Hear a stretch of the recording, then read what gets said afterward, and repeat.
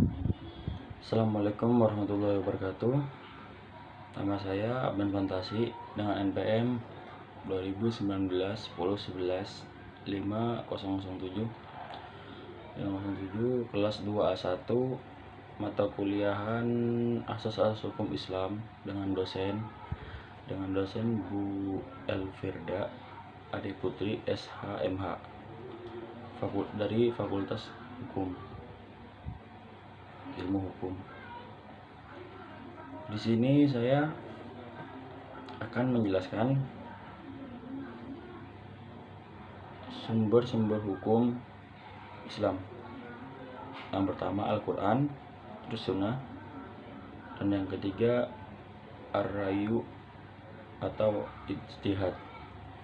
Yang saya akan bahas di sini mengenai sumber hukum dari sumber hukum ijtihad. Ijtihad adalah suatu usaha atau ikhtiar yang sungguh-sungguh dengan menggunakan segenap kemampuan yang ada di dalam yang ada dilakukan oleh orang lain ahli hukum yang memenuhi syarat untuk merumuskan garis yang belum jelas atau tidak ada ketentuannya dalam Al-Quran dan Sunnah. Jadi di dalam ijtihad itu orang ahli dalam agama dia itu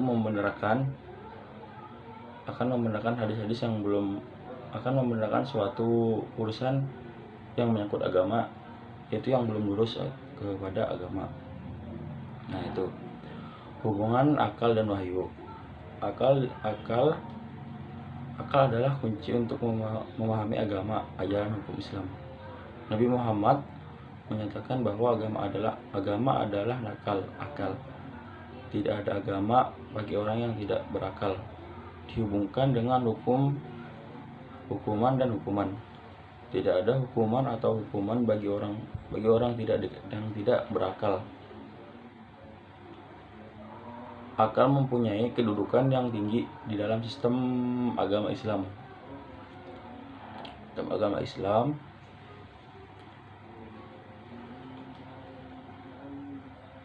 Karena akal wadah yang menampung akidah, syariat dan akhlak. Jadi akal itu yang membuat kita bergerak dalam melakukan sesuatu. Ya, jadi kalau nggak ada akal kita nggak bisa berbuat sesuatu, dan yang tidak punya akal itu tidak akan disiksa. Terus akal diciptakan oleh Allah untuk kesejahteraan manusia. Orang yang dapat dimintai pertanggungjawaban hanya orang yang berakal dan sempurna akalnya. Akal harus mengikuti petunjuk Allah, yaitu wahyu. Akal dan wahyu mempunyai hubungan yang sangat erat. Namun wahyu dan akal tidak sama dan tidak sederajat. Wahyu mempunyai kedudukan yang lebih tinggi dari akal, karena akal yang membimbing dan mengatur akal manusia akan akal pikiran manusia yang memenuhi syarat untuk berijtihad menjadi sumber hukum Islam ketiga. Nah, dan di dalam dasar hukum Islam dijelaskan di dalam surah dasar hukum ijtihad dijelaskan terdapat di surat An-Nisa ayat 4-9, hadis Mu'az bin Jabal. Sebagai bentuk ijtihad adalah segi jumlah pelaku ijtihad fardi ijtihad individual, yaitu ijtihad yang dilakukan oleh orang mujtahid. Ijtihad jamak satu.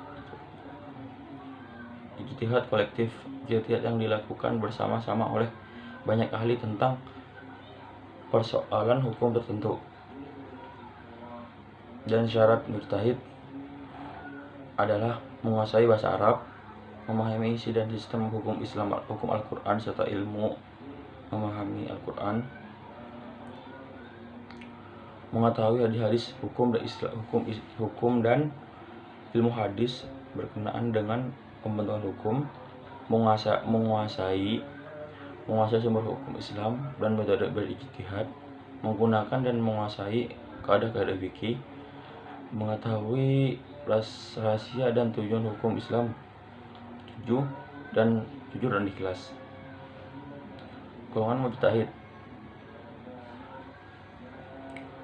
mutlak, mujtahid multak, yaitu para ulama yang pertama kalinya mengusahakan pembentukan fikih berdasarkan ijtihad mereka tentang ayat-ayat hukum dalam surat dalam Al-Quran dan Sunnah. Abu Hanifah bin Anas Al-Muwatta, As-Syafi'i, Ar-Risalah, Ahmad bin Hambal, mujtahid mazhab, orang yang melanjutkan dasar-dasar ajaran yang telah diberikan oleh mujtahid mutlak.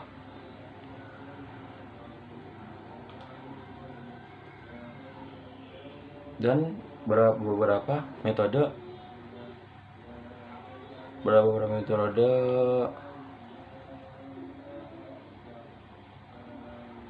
dalam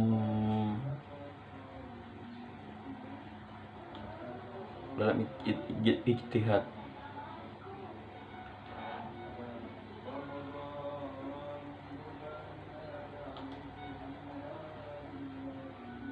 Ijma', qiyas, istidlal, al-masalih, al-mursal, istirab,